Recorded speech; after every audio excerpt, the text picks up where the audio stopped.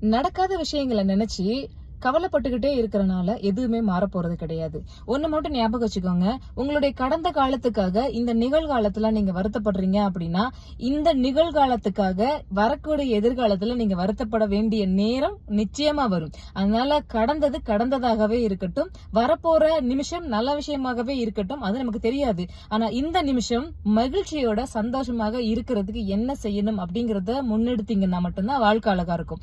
இப்படி நடந்துருச்சு, இப்படி நடக்காம இருந்தா நல்லா இருந்திருக்கும், இப்படி செய்யாம இருந்தா நல்லா இருந்திருக்கும் அப்படின்ற கடந்த காலத்தை பத்தின அசை போடுதலையும் அந்த கசப்பான நினைவுகளை திரும்ப திரும்ப நினைக்கிறனாலையும் எதையுமே சாதிக்க முடியாது.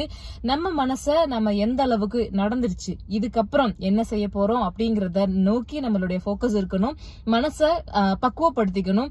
சுய நினைவுல இருக்கணும். அது ரொம்ப முக்கியம். எப்பயுமே ஏதாவது ஒரு போதையில அடிமையாக்கி இருக்க கூடாது. அப்படி இருக்கும்போது மட்டும்தான் இந்த நிகழ்காலத்தை சரியா திட்டமிட்டு